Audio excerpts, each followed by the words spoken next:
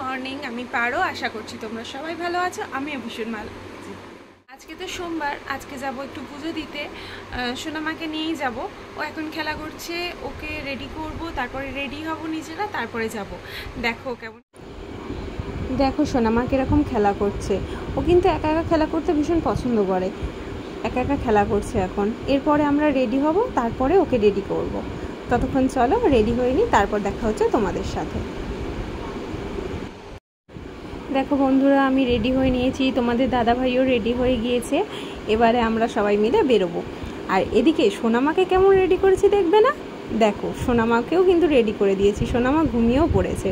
এবার আমরা বেরিয়ে পড়েছি, যাচ্ছি বদ্রীনাথ ঠাকুরের মন্দিরে পুজো দিতে। আমরা চলে এসেছি পুজো দিতে। এসেই দেখছি বাইরে বাবার নতুন একটা মূর্তি করেছে। আগের বছরে পুজো দিতে গিয়েছিলাম, কিন্তু এই মূর্তিটা তখন কিন্তু ছিল না, এটা নতুন করে তৈরি করেছে। আগের বছরে যখন পুজো দিতে গিয়েছিলাম, আমি আর তোমাদের দাদাভাই গিয়েছিলাম পুজো দিতে, আর মানসিকও করে এসেছিলাম যাতে আমার কোলে একটা সুন্দর ছোট্ট পুচকু আসে।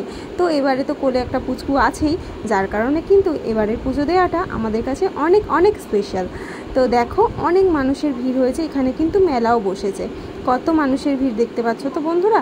এখানে সবাই পুজো দিতে আসে, অনেকে মানসিক করে, সবার কিন্তু মনস্কামনা পূরণও হয়, যেমনটা আমার হয়েছে। এই যে কোলে পুচকুকে নিয়ে এবারে পুজো দিলাম।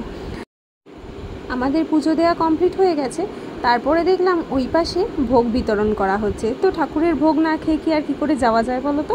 সবাই দেখছি লাইন দিয়ে ঠাকুরের ভোগ নিচ্ছে, তাই আমরাও চলে গিয়েছিলাম লাইন দিতে। সোনামাকে নিয়ে তারপরে দেখো ভোগ খাওয়া কমপ্লিট করলাম। বন্ধুরা, পুজো দিয়ে তো বাড়িতে চলেই এসেছি। আর বাড়িতে আসার পরে সোনামা অনেকটাই ক্লান্ত হয়ে পড়েছে, ঘুমাচ্ছে।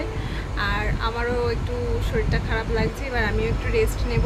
তো দেখা হচ্ছে তোমাদের সাথে পরবর্তী ভিডিওতে। ততক্ষণ তোমরা সবাই সুস্থ থাকো, ভালো থাকো, আর চ্যানেলটা সাবস্ক্রাইব করতে কিন্তু কেউ ভুলবে না। টাটা।